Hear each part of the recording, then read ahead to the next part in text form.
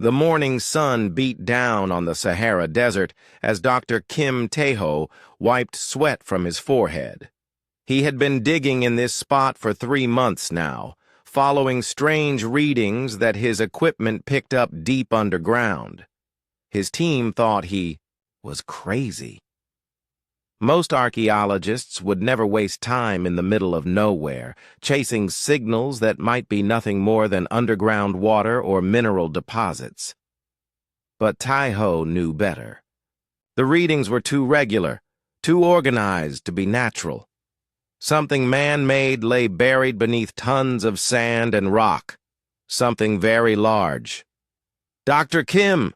called out Park Minji, the team's geologist. She was running toward him from the main dig site, her face flushed with excitement. "You need to see this right now!" Taeho dropped his tools and followed her to the excavation pit. What he saw made him stop breathing for a moment. The team had uncovered a smooth, metallic surface that stretched as far as their lights could reach. It wasn't rock or stone or anything natural. The metal had a strange blue-green color that seemed to shift and change as he looked at it. "How deep does it go?" Taeho asked, trying to keep his voice steady. "That's the crazy part," Minji said, pulling out her tablet. "According to our scans, this metal surface continues down for at least 200 meters. But it's not just going down. It's going sideways, too. In every direction." Lee Dong-yun, their specialist in ancient technologies, climbed down into the pit with his scanning equipment. He was the kind of person who stayed calm no matter what happened, but even he looked shocked as he studied the readings. "This doesn't make sense," he said, shaking his head. "The metal is definitely artificial. Someone made this, but the size is impossible. If these readings are correct, we're looking at a structure that's hundreds of kilometers wide." The team worked through the night, carefully removing sand and debris from more sections of the metal surface. They found lines and patterns carved into the metal, designs that looked almost like writing, but in no language any of them recognized. Some sections had what looked like windows or ports, though they were sealed shut and dark. By dawn, they had exposed nearly 50 square meters of the surface, but that was nothing compared to what their deep-ground scanners were showing them. The structure beneath their feet was massive beyond imagination. "I've never seen anything like this," whispered Dr. Yoon Ji-hee, the quantum physicist who had joined the team just the week before. She was studying samples of the metal under her portable microscope. "The atomic structure is completely unknown. These elements shouldn't exist according to everything we know about chemistry and physics." Taeho called for more equipment and more people. Within days, their small archaeological dig had become an international operation. Scientists from every major university wanted to be part of what was clearly the discovery of the century. Maybe the discovery of human history. The more they dug, the stranger things became. The metal surface had sections that looked like they might be doors or hatches, but they were enormous. Some were 10 meters tall and just as wide. Others were even bigger. Who or what would need doors that size? Engineer Choi Hyun-woo arrived with a team of specialists and high-tech equipment. He set up power generators and brought in heavy digging machines. But even with all their technology, progress was slow. Whatever this thing was, it was built to last forever. "Look at this," Hyun-woo said, pointing to a section they had just uncovered. "These aren't random patterns. This is definitely writing of some kind. And see these symbols here? They look almost familiar, like I've seen them somewhere before." Security Chief Kang Soo-min had been hired to keep the dig site safe and secret. She walked the perimeter every day, making sure no unauthorized people got too close. But she was also fascinated by what they were finding. "Whatever this is," she told Taeho, It's been here for a very long time. The sand layers above it show thousands of years of buildup, maybe tens of thousands of years, but the metal looks like it was made yesterday. As the weeks passed, the team made more discoveries. They found what looked like small buildings or structures attached to the main surface. Some had transparent sections that might be windows, though they couldn't see through them. Others had complex mechanical parts that looked like they belonged on a spaceship rather than buried in the desert. The breakthrough came when they discovered a section with clear human symbols. Not the strange writing they had been finding, but recognizable human designs, stars, circles, and geometric patterns that any human would understand. "This changes everything," Taiho said, staring at the symbols. "This isn't some alien artifact or unknown civilization. Humans made this, but how? When? And why is it so big?" Dr. Song Yunji, a linguistics expert, spent days studying the symbols and writing they had found. She compared them to every known ancient language and writing system.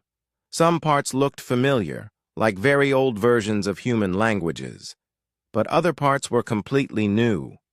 "It's like someone took human writing and advanced it by thousands of years," she explained to the team.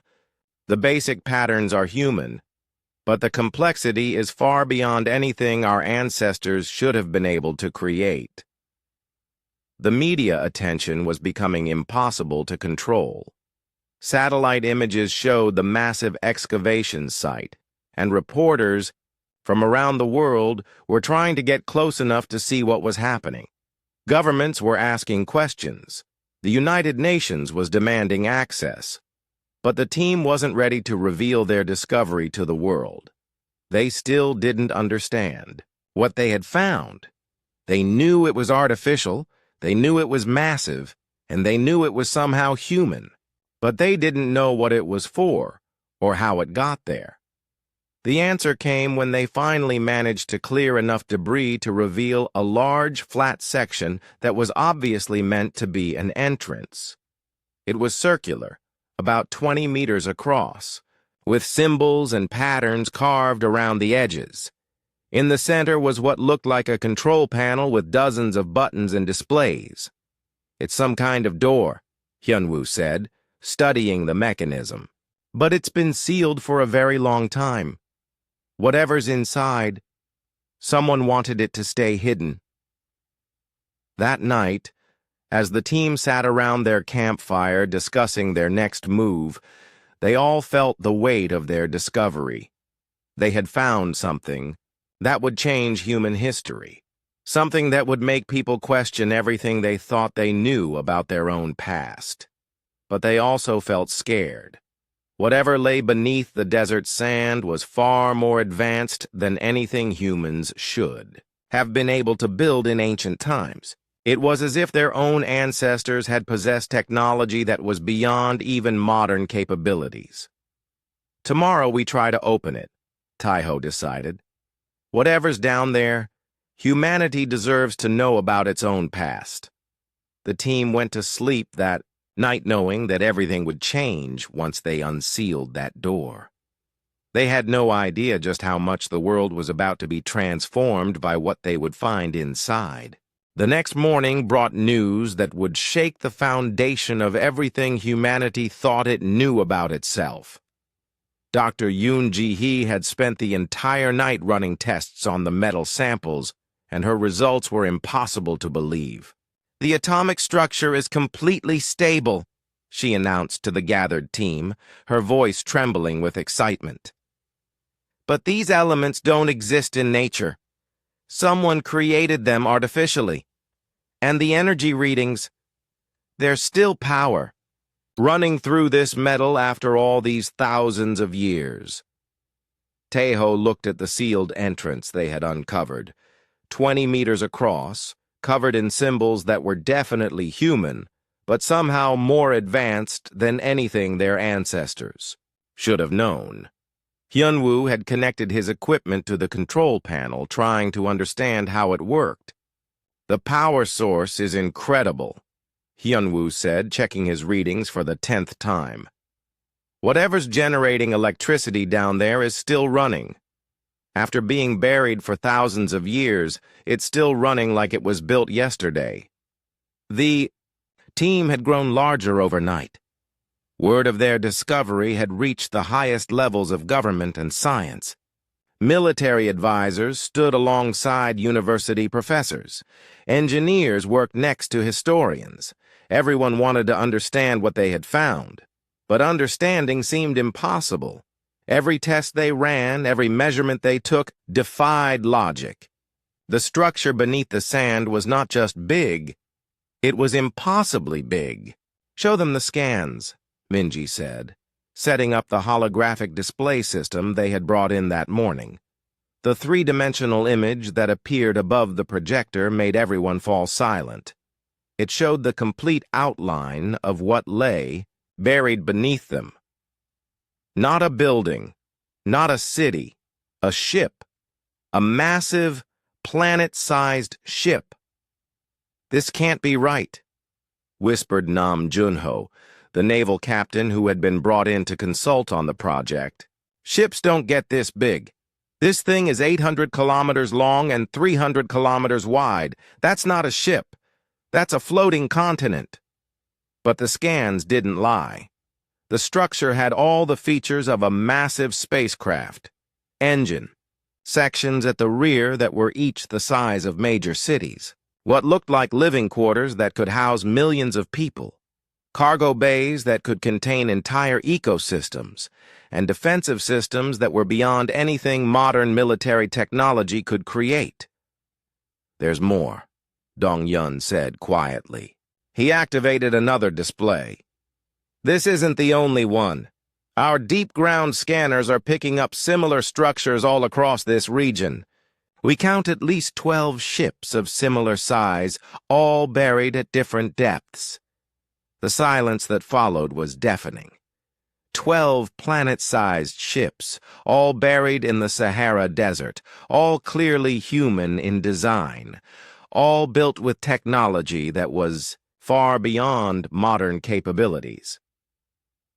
Dr. Bae Yuna, a computer systems expert, had been trying to interface with the ship's computer systems through the control panel. Her equipment was finally making progress in establishing a connection. "I'm getting responses," she announced. "The ship's main computer is still active. It's been in some kind of sleep mode, but it's starting to wake up.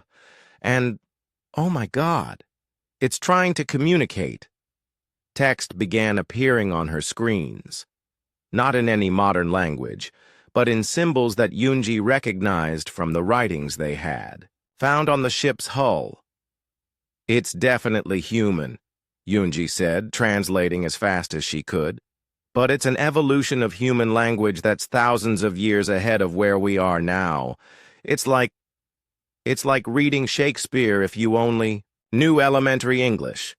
The message that came through changed everything they thought they knew about human history. "System awakening after 847,000 years of dormancy," Yoonji translated. "Scanning for human life signs.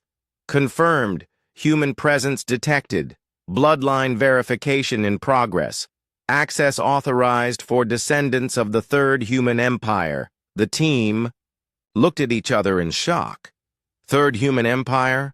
847,000 years? What did that mean? More messages continued to flow through the ship's systems. "Warning, galactic reset cycle approaching. Estimated time to next event, 2,147 standard years. All defensive systems remain operational, awaiting orders from current human authority." Taiho felt his legs go weak. He sat down hard on a nearby equipment crate. "Are you telling me that our ancestors built these ships nearly 1,000,000 years ago, and that they knew about some kind of galactic cycle that resets civilizations?" Before anyone could answer, the ship began to respond more actively. Lights started flickering to life across the hull sections they had exposed. Deep underground, they could hear the sound of massive machinery beginning to operate.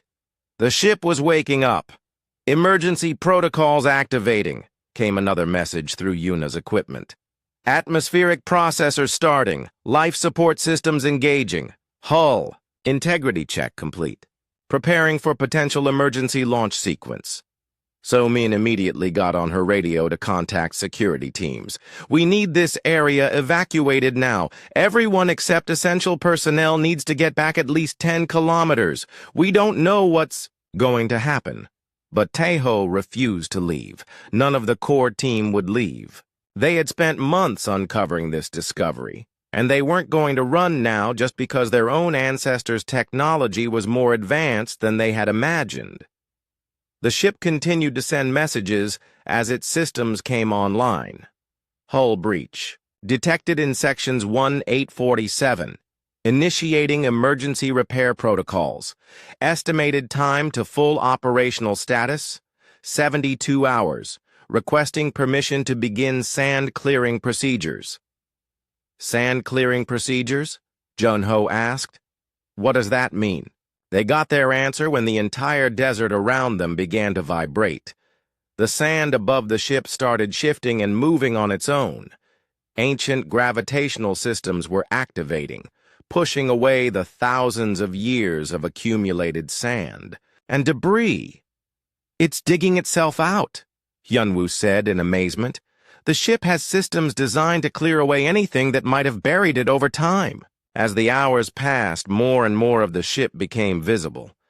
What they had thought was just a metal surface was actually the top deck of something that belonged in space, not buried in the desert. They could see weapon systems that looked like they could destroy entire cities. Sensor arrays that could probably detect objects in other star systems. And what looked like smaller ships attached to the hull, each one larger than anything humanity had ever built. The smaller ships are fighter craft, translated Yunji as more information came through the communication system. Each one is designed to carry a crew of 50,000 people. They're meant for planetary assault or deep space exploration. The implications were staggering.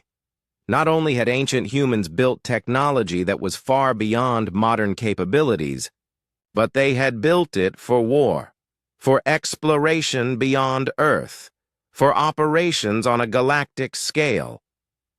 There's something else, Yuna said, looking pale as she read the latest messages from the ship's computer.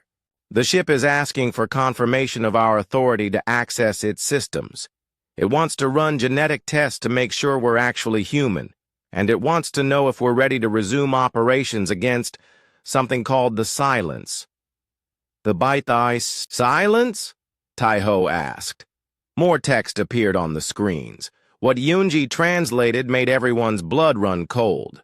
Current threat assessment. The Silence remains active in 73% of galaxy. Human resistance network status unknown. Last contact with other human fleets, 847,000 years ago. Assuming worst-case scenario.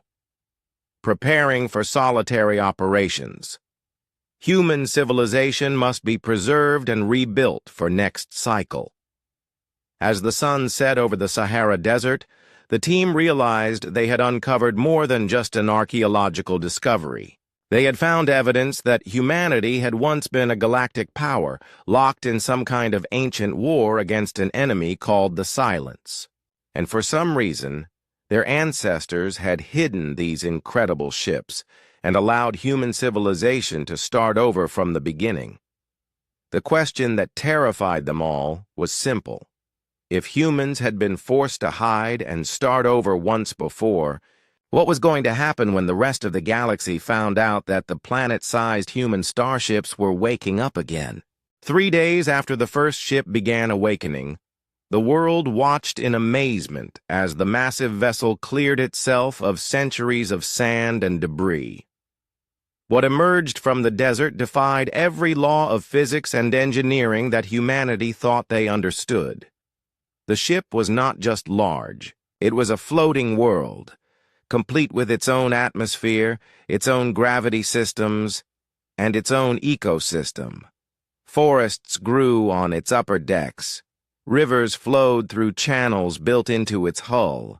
Cities sprawled across its surface, their buildings, dark and empty, but perfectly preserved. Hyunwoo stood on the ship's main deck, looking out across what had once been a thriving metropolis.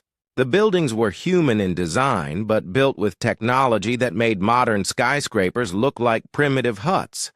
Some towers reached kilometers into the sky, their surfaces made of the same impossible metal that formed the ship's hull. "The artificial gravity is perfect," he reported to the team through his radio. "I can walk around normally even though we're technically standing on the side of a buried spaceship. And the air is breathable. After almost 1,000,000 years, the life support systems are still working perfectly." Dr. Hwang Min-seok, a biologist who had joined the team to study the ship's ecosystems, was examining the forests that covered large sections of the deck. The trees were recognizably Earth species, but they had been modified somehow. They grew faster, lived longer, and seemed to require very little soil or water. "These aren't natural trees," he explained to Taiho as they walked through a grove of massive oaks. "Someone engineered them specifically for life aboard a starship. They produce more oxygen than normal trees. Their roots are designed to work in the ship's artificial soil systems, and they can survive in space if necessary." The ship's computer systems continued to provide information as Yuna and her team worked to understand how everything functioned. The messages painted a picture of human civilization that was completely different from anything in their history books. "This ship is designated as Deep Strike Vessel New Earth," Yunji translated, "from the latest communications. Built during the second expansion period of the Third Human Empire. Primary mission, long-range galactic exploration and civilization establishment. Secondary mission, planetary defense and siege operations." The ship had been designed to carry 3 million people on journeys that could last for thousands of years. It had manufacturing facilities that could build anything from small tools to entire other spaceships. It had research laboratories that could develop new technologies. It had military systems that could destroy planets or defend against entire enemy fleets. But most importantly, it had been built to preserve human civilization if their homeworlds were ever destroyed. "Look at this," called out Park Seung-hoon, a technology specialist who was exploring the ship's manufacturing sections. "These machines can build anything. Literally anything. I'm looking at fabrication systems that can create matter at the atomic level. They can take raw materials and turn them into finished products in minutes." The scale of technology was overwhelming. Every system on the ship was centuries ahead of what modern humanity had achieved. The power systems alone generated more energy than entire countries on Earth used. The computer systems could process information faster than all of Earth's computers combined. But the most shocking discovery came when they found the ship's memory banks. "I've accessed the historical records," Yuna announced over the communication system, "and this is going to be hard to believe. According to these files, this ship is nearly 1,000,000 years old. But that's not the oldest human technology in the database. They have records going back almost 3 million years." The team gathered in what appeared to be the ship's main command center. The room was enormous, designed to accommodate hundreds of officers and technicians. But it was empty now, its stations dark and waiting. Junho, with his naval background, immediately understood the layout. "This is the bridge of a warship," he said, "but it's bigger than anything we've ever built. Look at those tactical displays. This ship was designed to coordinate battles across entire star systems." The historical records that Yuna was accessing painted an incredible picture. Humanity had not evolved on Earth. They had come from somewhere else, somewhere far away, during their first great expansion across the galaxy. Earth had been chosen as a safe world where human civilization could rebuild if their main territories were ever destroyed. The files show at least 7 different human empires, Yunji explained as she translated the ancient records. Each one lasted for hundreds of thousands of years. Each one eventually fell to something called the Silence, and each time, the survivors came back to Earth to start over. The Silence appeared in the records as humanity's greatest enemy, not a species or a government, but something that consumed entire civilizations. It moved slowly through the galaxy, taking over planets and turning them dark. Any civilization that grew too large or too advanced eventually attracted its attention. That's why they hid the ships, Taiho realized. They knew the Silence would come again, so they buried their most advanced technology and let human civilization start over at a primitive level. They were protecting us by making us appear weak and unimportant. The ship's systems had been monitoring Earth's development for the entire time it was buried. It knew about every major event in human history. It had watched civilizations rise and fall on the surface while remaining hidden beneath the sand. But now we found them, Suman said, which means the protection period is over, finished Yunwu. If these ships are waking up, it's because something has changed. Either humanity is ready for the truth or the Silence is coming back. As if responding to their conversation, the ship's communication systems activated again. New messages began appearing on Yuna's screens, and these were different from the historical records. These were current status reports. Deep space sensors. Detecting increased activity in sectors 7 through 12. Yunji translated. Unknown energy signatures consistent with Silence operations. Estimated time to reach Earth's solar system, 2,147 standard years. Recommendation: begin immediate preparation for next cycle conflict. The team realized that their discovery was not just archaeological. It was a warning. The ancient enemy that had forced humanity to hide and start over multiple times was moving again. And the planet-sized starships were humanity's inheritance, their tools for the coming battle. "There's more," Yuna said, her voice shaking. "The ship is asking for permission to contact the other hidden fleets. Apparently, Earth isn't the only place where ships were hidden. There are fleets buried on dozens of worlds throughout the galaxy, all waiting for the signal to wake up." "How many ships are we talking about?" Junho asked. The number that appeared on the screen made everyone fall silent. Thousands of ships, each one the size of a planet, each one carrying millions of humans, who had been waiting in suspended animation for nearly 1,000,000 years. Each one armed with weapons that could reshape the galaxy. "The third human empire never fell," Taiho whispered. "They just went to sleep." As night fell over the newly emerged starship, the team realized that their archaeological dig had become something much more important. They weren't just uncovering the past. They were awakening humanity's future. The ship's systems continued to come online, one by one. Life support expanded to accommodate more people. Manufacturing systems began, producing modern equipment designed for current humans. Defense systems started scanning the skies for threats. And deep in the ship's communication arrays, signals began reaching out across the galaxy. Signals that would wake up fleets that had been sleeping for nearly 1,000,000 years. Signals that would announce to the cosmos that humanity was no longer hiding. The age of human innocence was over. The age of galactic war was about to begin.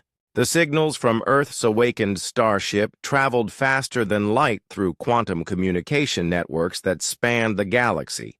Within hours, every major civilization in known space was receiving impossible messages from a world they had, considered barely capable of space travel. Ambassador Ryu Jin-hyuk was pulled from his sleep at the United Nations building in New York by an emergency call that would change his life forever.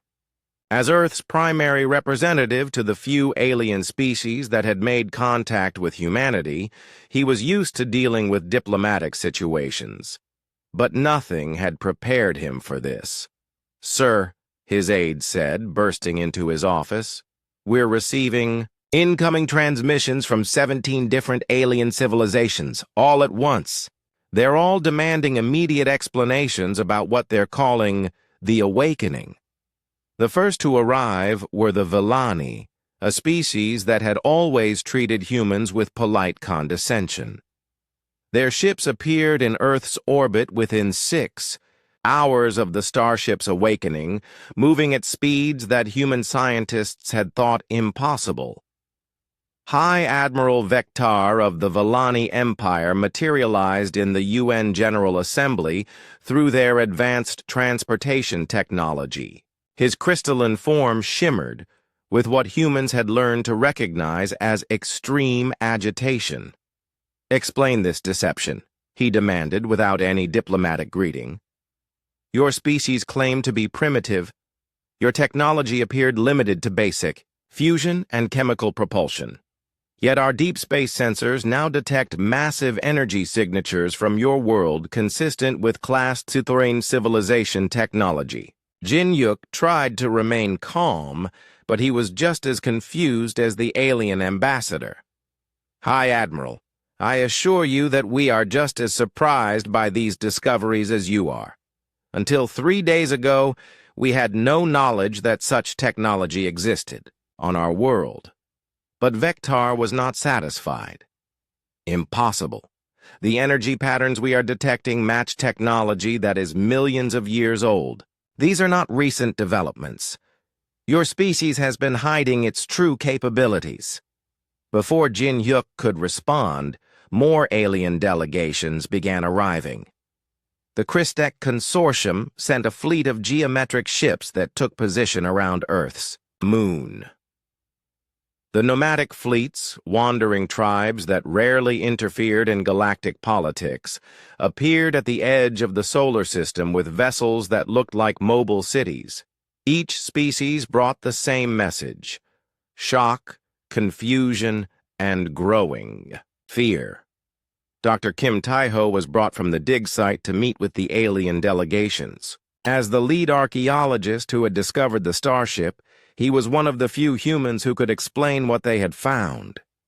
"The ship identifies itself as part of something called the Third Human Empire," he explained to the assembled alien representatives. "According to its records, human civilization has risen and fallen multiple times over the past 3 million years. Each time they built more advanced technology before somehow starting over." The reaction from the aliens was immediate and terrifying. "The Third Human Empire," whispered Ambassador Kethra of the nomadic fleets. "We have legends about them. Stories passed down through 100 generations. They were the ones who fought the silence to a standstill during the Great Dark. The Great Dark ended 847,000 years ago," added Council Prime Zethik of the Cristek Consortium. "Our historical records show that an unknown human faction managed to push back the silence expansion for the first time in galactic history. But then they vanished. We assumed they had been destroyed." The alien delegation shared information that human historians had never heard. According to galactic records, humans had once controlled 1/3 of the known galaxy. They had been the most technologically advanced species ever recorded. Their ships were legendary for their size and power. But they had also been mysterious. Human fleets would appear to fight against galactic threats, achieve impossible victories, and then disappear for thousands of years at a time. Other species had learned to both respect and fear human military capabilities. Your ancestors were problematic, admitted Vectar. They refused to join galactic governments. They ignored trade agreements. They appeared whenever they wanted, took what they needed, and left. But they also saved countless worlds from destruction. The galaxy has been a much more dangerous place since they vanished. The current galactic order had developed during the long absence of human power. Species that had once been minor players had grown into major empires. Territories that humans had protected were now controlled by others. Trade routes that human ships had kept safe were now battlegrounds between competing factions. The revelation that humanity was returning threatened to upset everything. "We have built our civilizations in the shadow of your absence," explained Elder Morthak of the Deep Void Collective.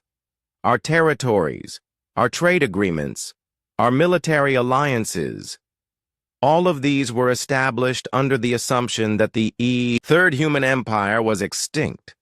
If you are truly their descendants, then our claims to entire sectors of the galaxy may no longer be valid." Ambassador Jin-hyuk found himself in an impossible situation.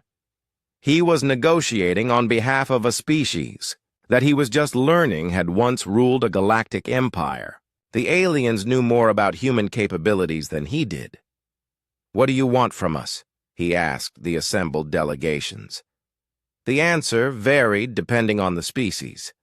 The Villani wanted guarantees that humans would not reclaim their old territories by force.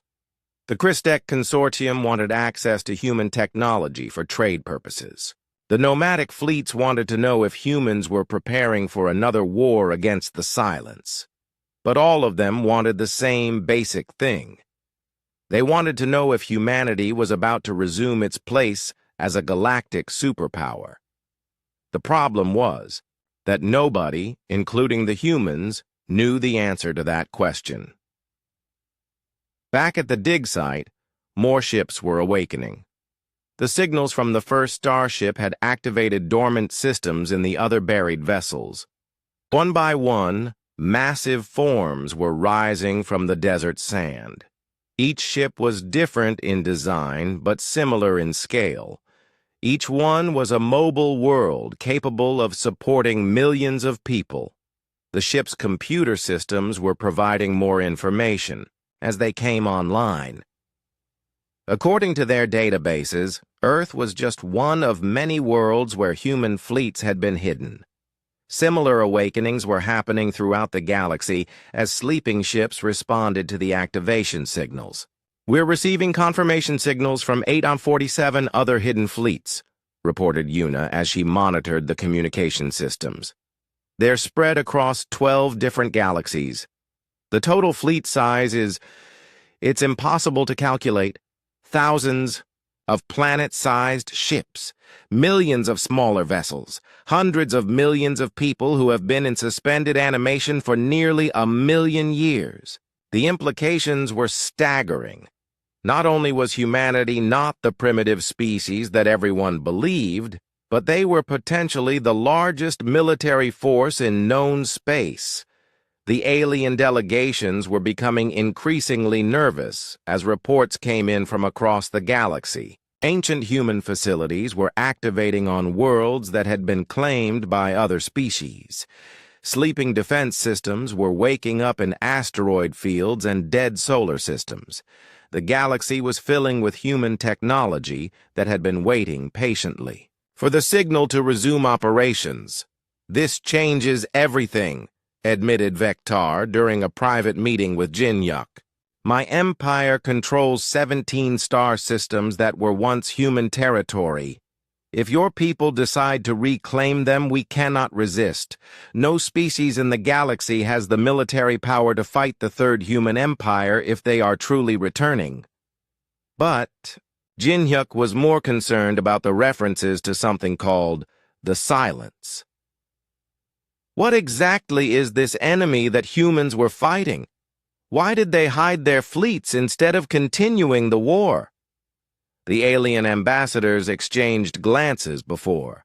Kethra answered. The silence is not a species or a government. It is entropy given form. It consumes civilizations, turning advanced worlds into empty husks. It moves slowly, taking centuries to fully consume a galaxy, but it is unstoppable. The only thing that ever slowed it down was human resistance. And you think it's coming back? It never left, said Zethic quietly. It just moved to other galaxies. But our deep space sensors have been detecting increased silence activity for the past 1,000 years. It appears to be moving back toward inhabited space. If the human fleets are awakening now, it may be because they have detected something we have missed. As the meeting concluded, Jin-Hyuk realized that humanity's awakening was not just a revelation about the past. It was preparation for a future war that would determine the fate of all intelligent life in the galaxy. The cosmic community's reaction to humanity's return was just the beginning.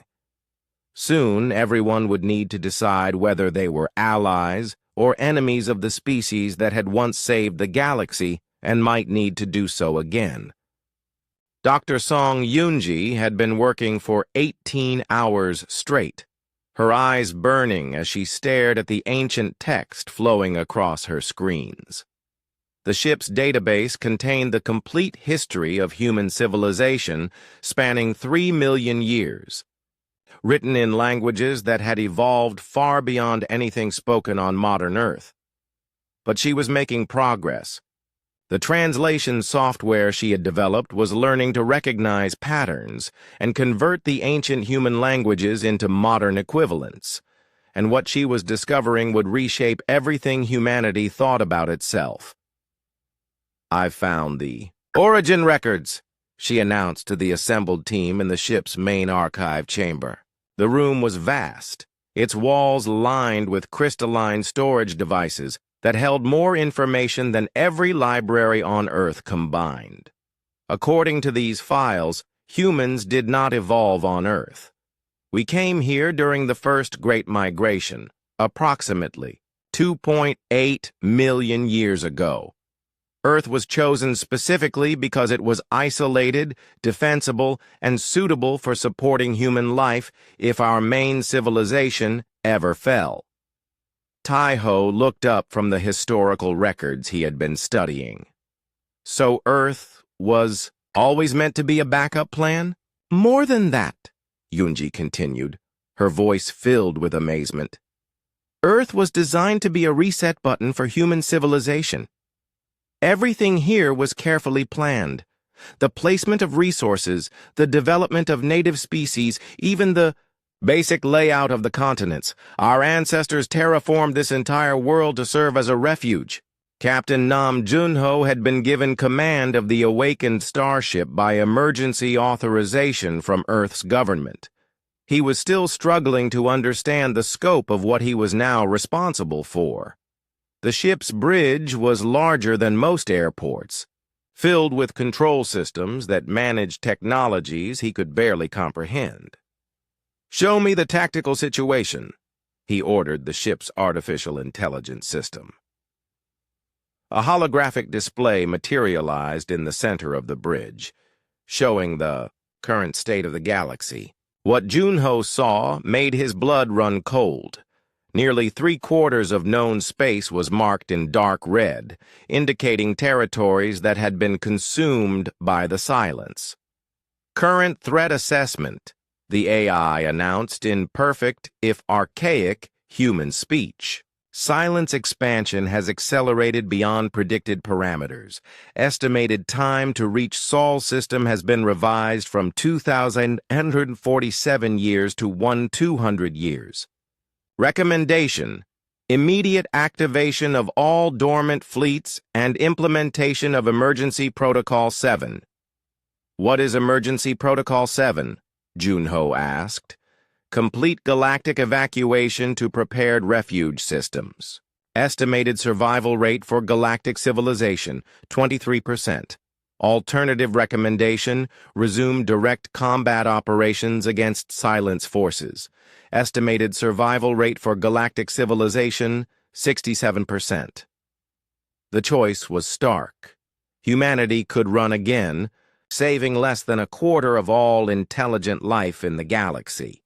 Or they could fight, with much better odds, but no guarantee of victory. Dr. Bay Yuna had been working with the ship's computer systems to understand how ancient human technology functioned. What she discovered challenged every principle of physics and engineering that modern science accepted. They didn't just build advanced technology, she explained to the growing number of scientists who had arrived from around the world. They found ways to manipulate the fundamental forces of reality. Their power systems tap directly into quantum vacuum energy. Their faster-than-light travel works by folding space-time itself. And their weapons... She paused, looking pale. Their weapons can destroy stars. The ancient humans had achieved what every civilization dreamed of: complete mastery over the physical universe. They could create matter from energy, travel instantly across galactic distances, and survive in environments that would destroy any other known species. But with that power had come responsibility, and according to the historical records, that responsibility had nearly destroyed them. The Second Human Empire fell not because of external enemies, but because of internal conflict. Yunji translated from a particularly ancient set of records. They had become so powerful that different human factions began fighting wars that could devastate entire star systems. The survivors realized that unlimited power without wisdom was a path to self-destruction. That realization had led to the development of the Cycle Protocol. Instead of continuing to expand their power indefinitely, humans would periodically reset their civilization. They would hide their advanced technology and allow new generations to develop naturally, learning wisdom and restraint before being given access to their full inheritance.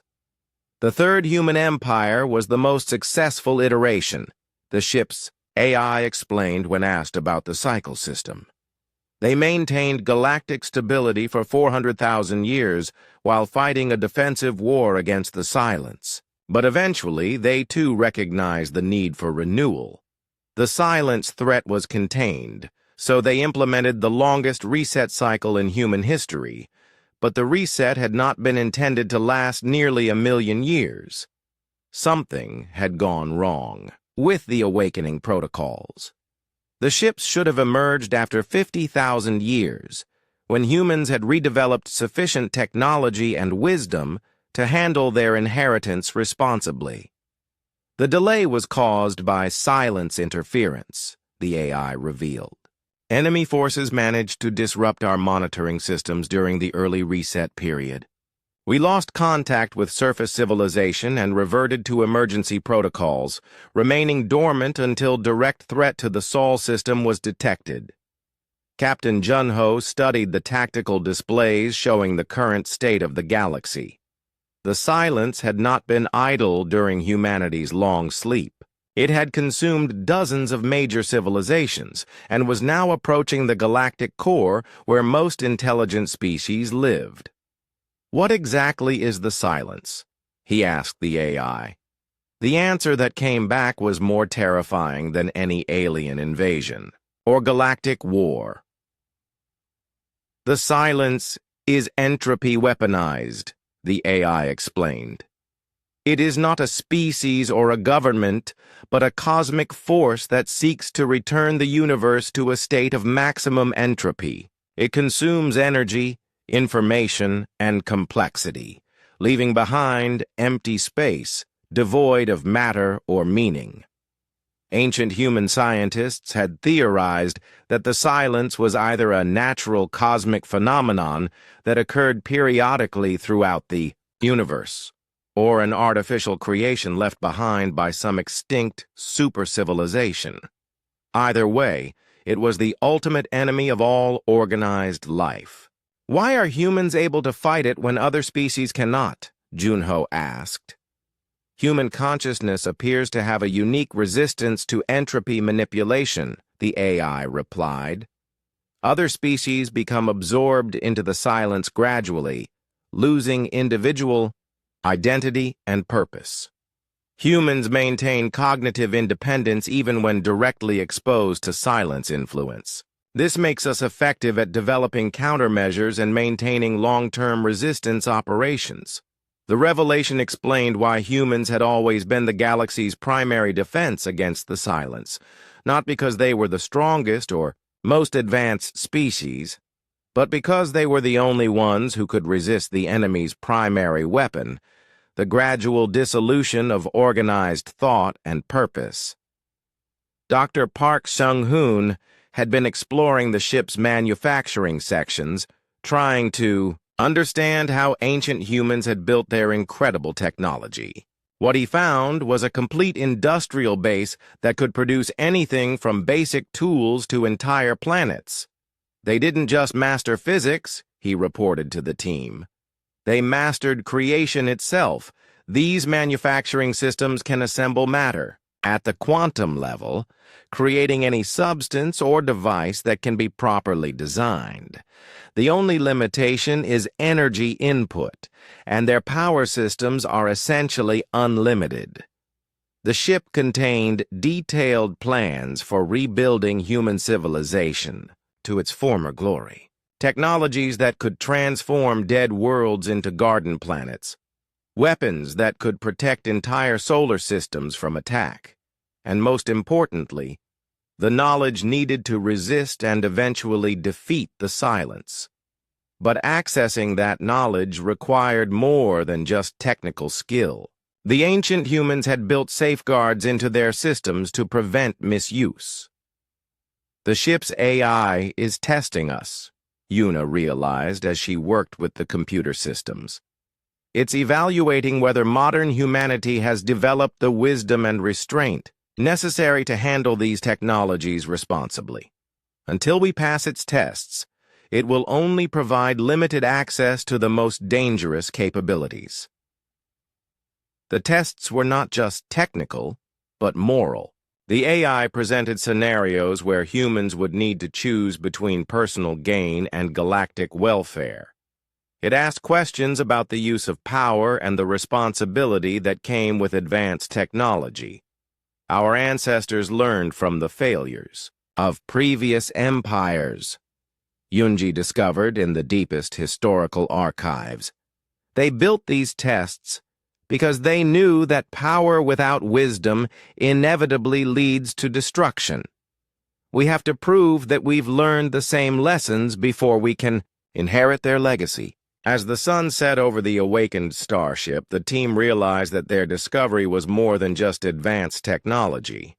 It was a test of human character that would determine whether their species was ready to resume its role as guardians of galactic civilization. The ancient secrets were revealing themselves slowly, but the most.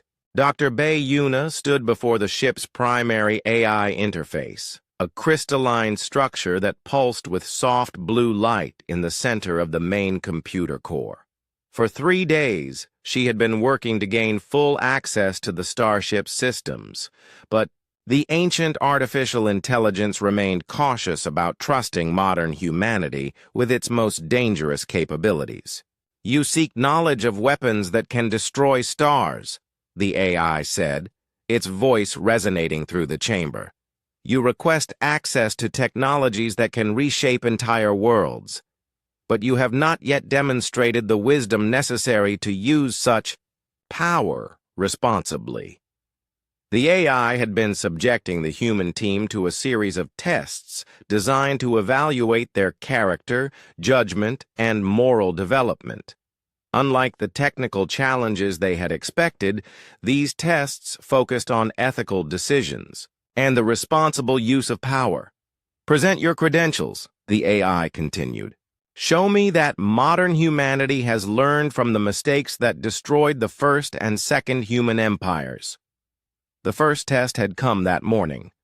The AI had presented them with a scenario. A planet-killing asteroid was heading toward an inhabited world controlled by an alien species that had been hostile to humans. The ship's weapons could easily destroy the asteroid, but doing so would reveal human capabilities to potential enemies. Captain Junho had answered without hesitation. "We save the planet. The lives of innocent civilians matter more than military secrecy." The AI had noted his response, but provided no judgment. Instead, it had presented another scenario. Human colonies were under attack by pirates, but the only way to save them would be to destroy the pirates' hidden base, which was located on a planet with millions of innocent alien civilians. "We find another way," Yuna had responded. "There's always another way if you're willing to look for it." The tests continued for hours. Each scenario was more complex than the last, designed to probe the deepest beliefs and values of the human team. The AI wanted to understand how they would handle power, responsibility, and the difficult choices that came with advanced technology. Dr. Song Yoonji had been translating historical records that explained why these tests were necessary. The archives contained detailed accounts of how previous human empires had fallen. The first human empire collapsed because they became convinced that they were superior to all other forms of life, she read to the assembled team. They used their advanced technology to dominate and control other species. Eventually, their subject races rebelled, and the resulting civil war devastated entire galaxies. The Second Human Empire had made different mistakes. They had tried to use their power to create perfect societies, controlling every aspect of life for billions of people. Their advanced technology had eliminated suffering, but it had also eliminated freedom, creativity, and individual growth. "They created a universe of beautiful slaves," Yoonji continued. "People who were physically perfect and materially satisfied but had no purpose or meaning in their lives. The empire collapsed from within as entire populations simply lost the will to continue existing." The Third Human Empire had learned from both failures. They had developed the cycle protocol specifically to prevent the accumulation of too much power without sufficient wisdom. But even they had eventually recognized the need for renewal. The tests we're facing now are based on the ethical framework developed by the Third Empire, the ship's AI explained. They spent thousands of years studying the relationship between power and responsibility. These scenarios are designed to identify individuals who understand that true strength comes from restraint. The most challenging test came on the fourth day. The AI presented them with a situation that struck at the heart of human nature. They could gain unlimited access to the ship's technology, but only if they agreed to implement strict population controls that would limit human reproduction for the next 1,000 years. Unchecked population growth leads to resource competition and warfare, the AI explained. The Third Empire maintained stability by carefully managing population levels across all their territories. Are you willing to make the same sacrifice? The question sparked intense debate among the team. Some argued that survival of the species required difficult choices. Others insisted that human freedom included the right to make their own reproductive decisions. Dr. Park Sung-hoon, who had been studying the ship's social and political systems, offered a different perspective. The Third Empire didn't just control population through restrictions, he discovered. They expanded into new galaxies, created artificial worlds, and developed technologies that allowed billions of people to live sustainably. They managed growth through expansion and innovation, not through limiting human potential. The AI processed their discussions for several hours before responding. Correct. The Third Empire's solution was not to limit human development, but to expand the space available for that development. You demonstrate understanding of the principle that ethical power creates opportunities rather than restrictions. More tests followed. The AI presented scenarios involving alien refugees seeking sanctuary in human space, the discovery of hostile superweapons left behind by extinct civilizations, and the temptation to use advanced technology for personal gain. Each time, the human team chose responses that prioritized compassion, restraint, and the welfare of all intelligent life over immediate advantage or simple solutions. "Why are these tests so important?"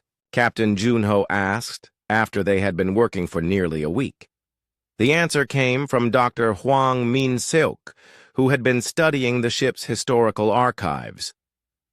"Because the technology we're trying to access is powerful enough to destroy or create entire universes.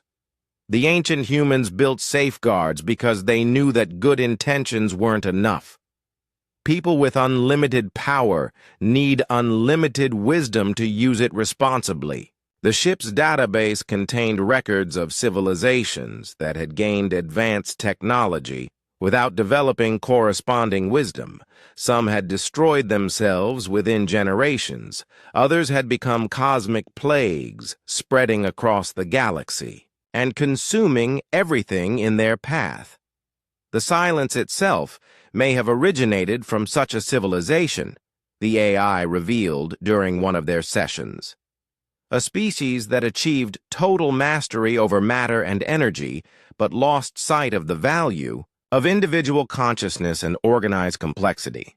They may have become entropy worshippers, seeking to return the universe to a state of perfect simplicity. That revelation added urgency to their tests. If the ship's AI was correct, then the war against the silence was not just about survival, but about preventing humanity from making the same mistakes that had created their ultimate enemy. The final test came unexpectedly. The AI presented them with a choice that had no clear ethical answer. An alien civilization was requesting human help to develop advanced weapons that could defend their worlds against the silence, but providing such technology would violate the principle of not sharing dangerous capabilities with species that hadn't developed the wisdom to use them safely. The team debated for hours. Every option carried significant risks and moral complexities. Finally, Yuna proposed a different approach. "We don't give them the weapons. We offer to defend their worlds ourselves. We take on the responsibility and the risk rather than passing it to others." The AI was silent for a long time before responding. "That is the answer the Third Empire would have given. You understand that true power means accepting responsibility rather than delegating it." The crystalline interface began to glow brighter, and new sections of the ship's computer network opened to their access. Advanced manufacturing systems came online. Weapons that could defend entire solar systems became available. Technologies that could heal wounded planets began activating. "You have demonstrated sufficient wisdom to inherit a portion of your ancestors' legacy," the AI announced. "But remember, this is not a reward. It is a burden. Every capability you gain increases your responsibility to use it for the protection and advancement of all intelligent life." As the team explored their newly accessible technologies, they realized that passing the AI's tests was just the beginning. They now had access to power that could reshape the galaxy, but they also had the responsibility to use that power wisely. The ancient humans had hidden their technology not just from external enemies, but from their own descendants until those descendants had proven themselves worthy of the inheritance. Now the real test would begin, using godlike power with human wisdom, in a galaxy where the wrong choice could mean the destruction of everything they were trying to protect. The ship's AI had one final message for them. "Your ancestors succeeded in containing the silence for 400,000 years, not because they were the strongest, but because they never forgot that their power existed to serve others. Remember this lesson. The galaxy will need it in the trials to come. Admiral Huang Min-seok stood on the bridge of the second awakened starship, watching as more massive vessels emerged from hidden locations across Earth's surface. In just 2 weeks, 12 planet-sized ships had revealed themselves, each one a mobile world with capabilities that dwarfed anything the galaxy had ever seen. The reaction from alien civilizations had been swift and chaotic. Some species were trying to form alliances with humanity. Others were preparing for war. Most were simply panicking as they realized that the galactic order they had known for nearly 1,000,000 years was collapsing. Incoming transmission from the Villani High Command, reported his communications officer, Lieutenant Park Jisoo. They're requesting immediate negotiations regarding territorial boundaries. It was the 15th such request that day. Every major alien government wanted to know which star systems humans intended to reclaim.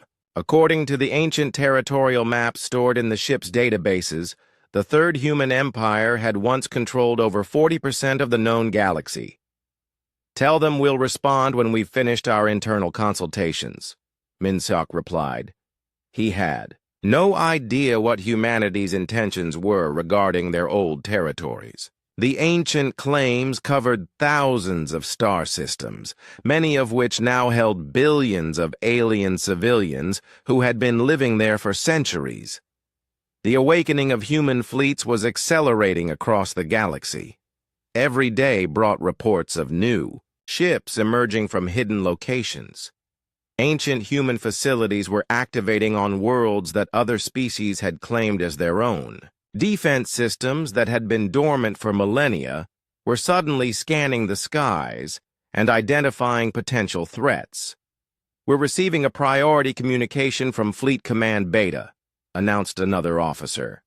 Admiral Chen reports that the Christek Consortium has mobilized their entire military.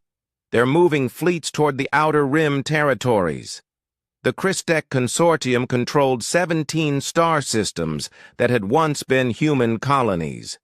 Their crystalline ships were powerful, but no match for awakened human technology. If they were mobilizing for war, it could only mean they intended to fight for territories they knew they couldn't hold. Ambassador Ryu Jin-hyuk was dealing with similar crises at the diplomatic level. His office at the United Nations had become the unofficial headquarters for galactic diplomacy, as alien representatives from across known space sought answers about human intentions. The situation is deteriorating rapidly, he reported during his daily briefing to Earth's world leaders. 17 species have declared military emergencies. 9 governments have collapsed as populations panic about the possibility of human reconquest. Trade routes throughout the galaxy are shutting down as species withdraw to defend their home systems. The problem was that nobody, including the humans, knew exactly what the awakening fleets intended to do. The ship's AI systems were providing historical information and technical support, but they deferred all political and military decisions to their human crews. The Third Empire's territorial claims are legally valid under galactic law, explained Dr. Song Yoonji, who had been studying the legal frameworks stored in the ship's databases. But enforcing them would displace billions of alien civilians who have lived in those systems for generations. Captain Nam Jun-ho, now commanding the lead starship, was trying to coordinate responses with the other awakening fleets. Each ship operated independently, but they shared information through quantum communication networks that allowed instant contact across galactic distances.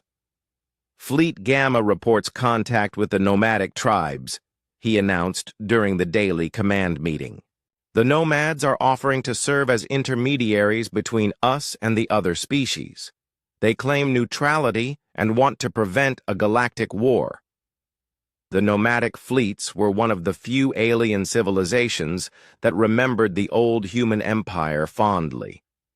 Their ancestors had been allies during the wars against the Silence, and they had maintained oral traditions about human capabilities and character. "What about the Silence threat?" asked Dr. Bayuna, who had been monitoring deep space sensors. "Are we detecting any increased activity?" The answer was disturbing. Ancient human sensor networks were coming online throughout the galaxy, providing data about cosmic conditions that had been unavailable for centuries. The readings showed that the Silence was indeed moving toward inhabited space, but at a much faster rate than originally calculated. Revised estimates put the Silence arrival at 800 years instead of 1,200, reported the ship's AI. Enemy expansion has accelerated significantly during our dormancy period. Multiple galaxy-scale civilizations have been consumed in the past 500,000 years. That news changed everything. The awakening human fleets weren't just reclaiming old territories. They were preparing for an enemy that could destroy every intelligent species in the galaxy.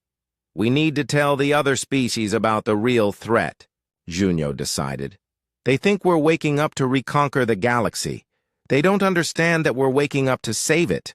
But convincing panicked alien governments to listen to warnings about ancient enemies was proving difficult. Most species had no historical memory of the Silence.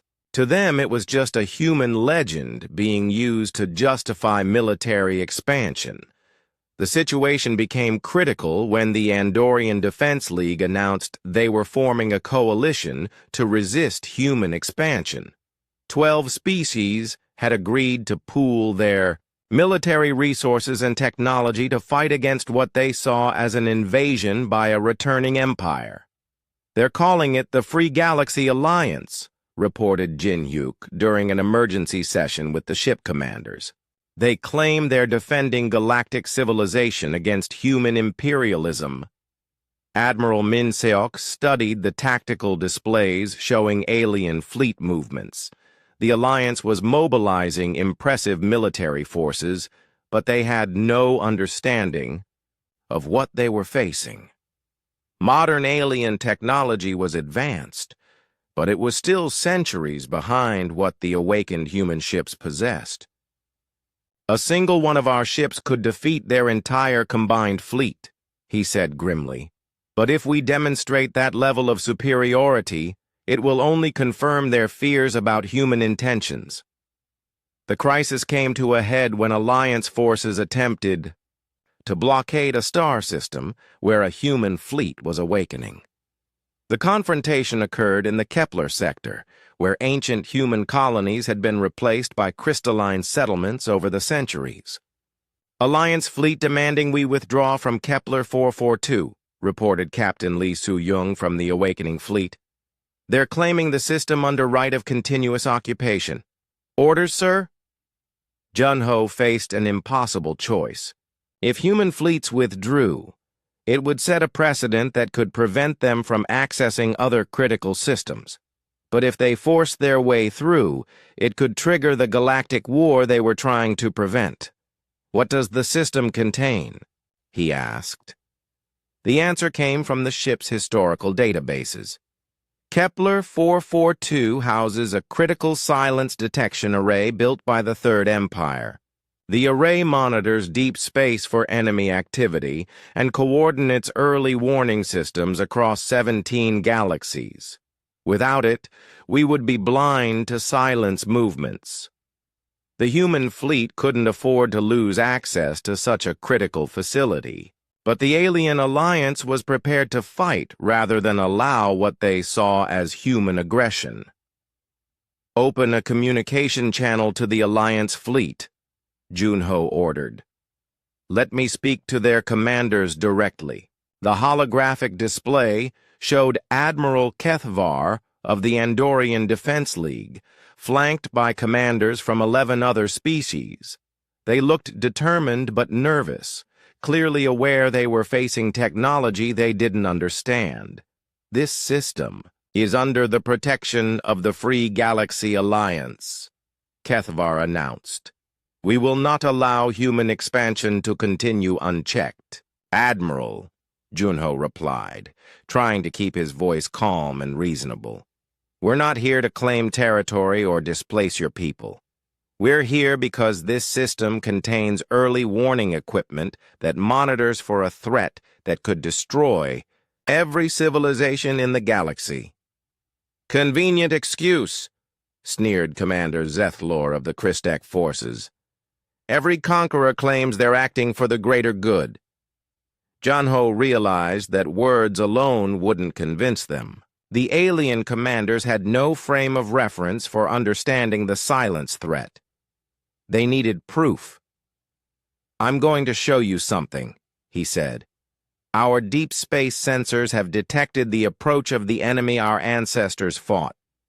You need to see what's coming toward all of us. The human ship transmitted sensor data showing the current state of the galaxy beyond known space.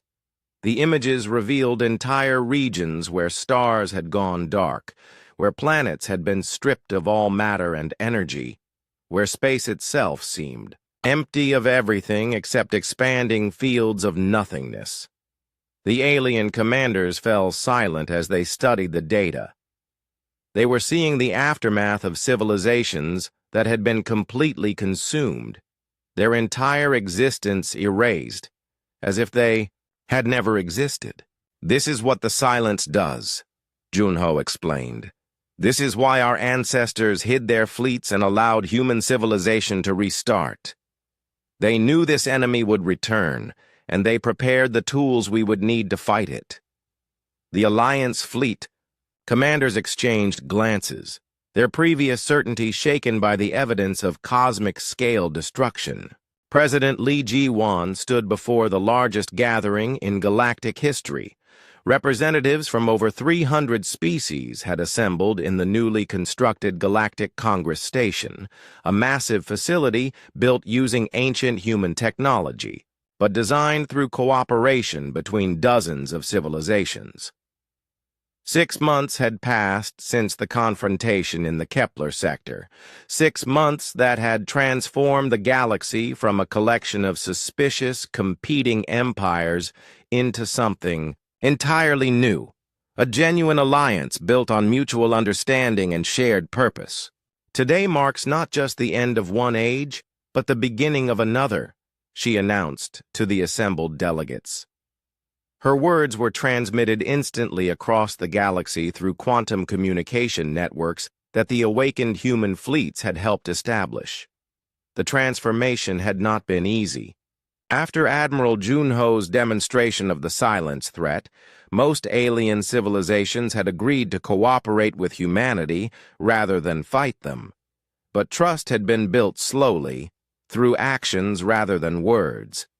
The human fleets had kept their promise.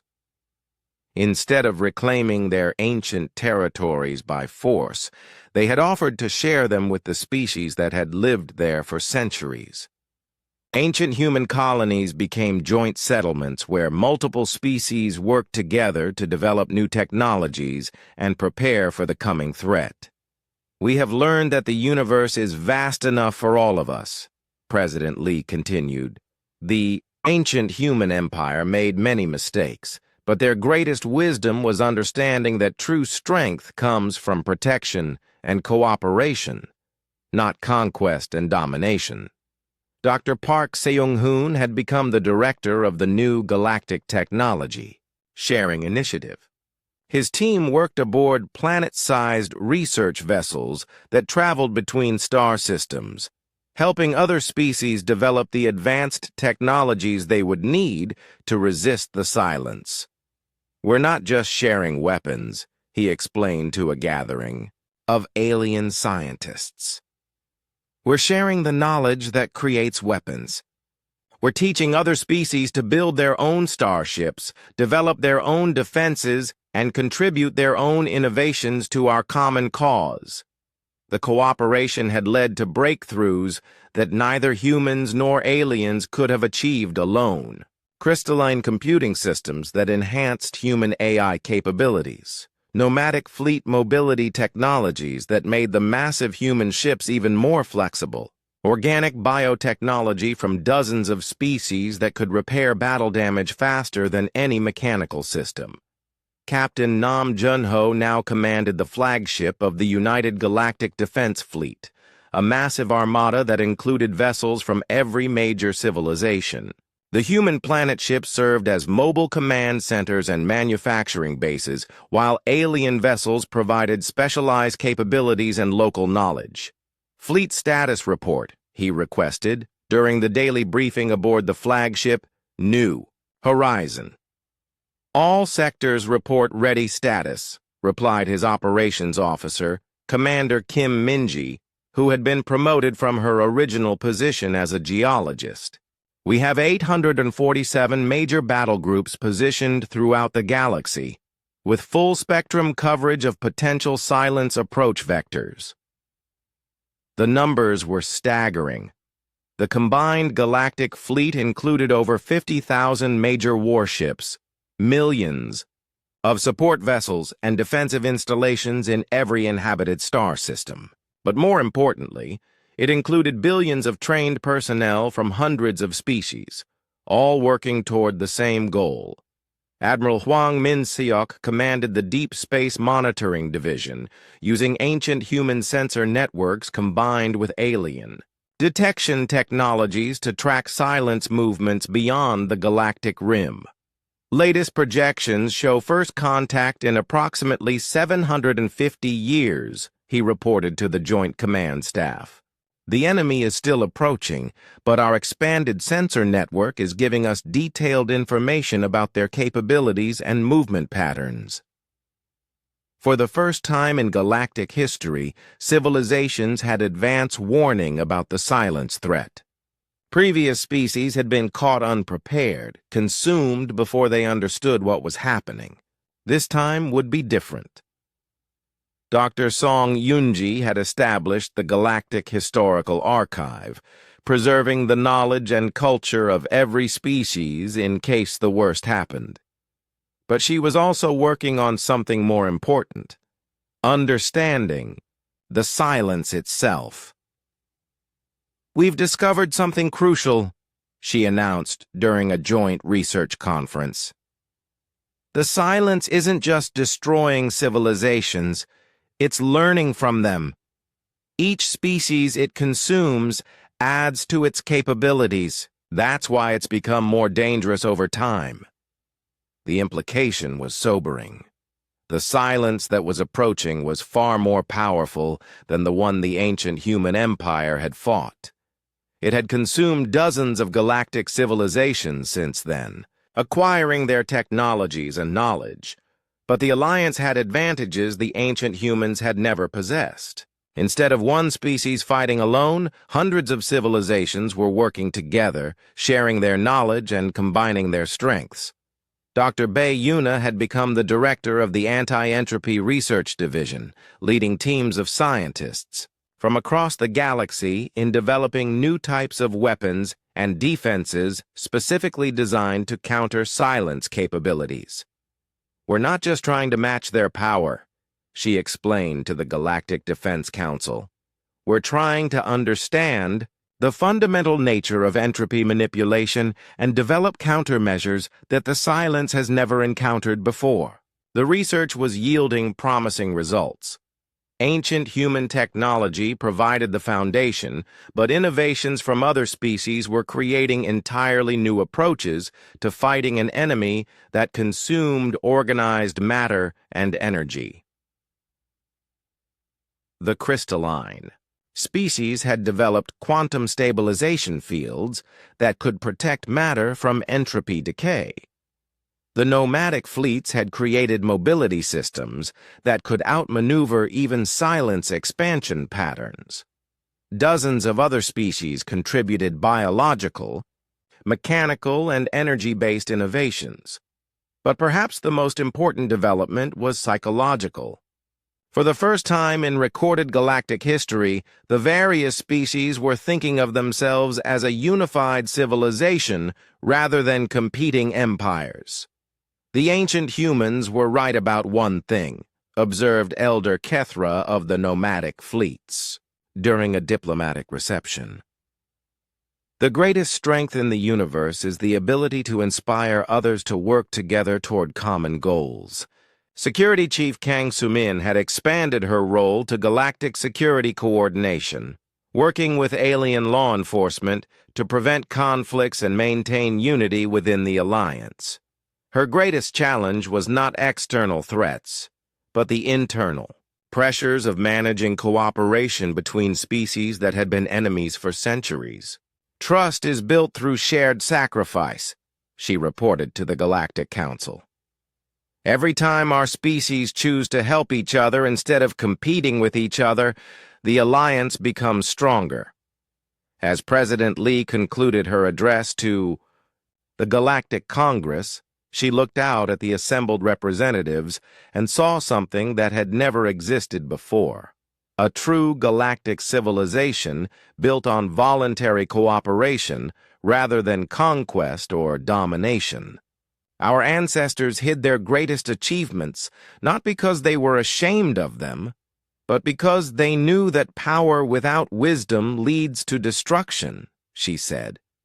We have inherited that power, but more importantly, we have gained the wisdom to use it for protection rather than conquest. The planet-sized starships that had once been instruments of war had become instruments of peace. They served as mobile cities where different species lived and worked together. They were research centers where alien scientists collaborated on solving galactic challenges. They were cultural exchanges where the art and knowledge of hundreds of civilizations merged into something entirely new. The silence seeks to return the universe to empty simplicity, President Lee continued. But we represent something more powerful than entropy, the infinite creativity and cooperation of conscious beings working together. As the gathering concluded and representatives returned to their home worlds, the awakened human fleets continued their work. They were no longer the hidden guardians of galactic civilization. They were the visible foundation of a new type of society where advanced technology served all intelligent life. The silence was still approaching, still hundreds of years away but inevitable.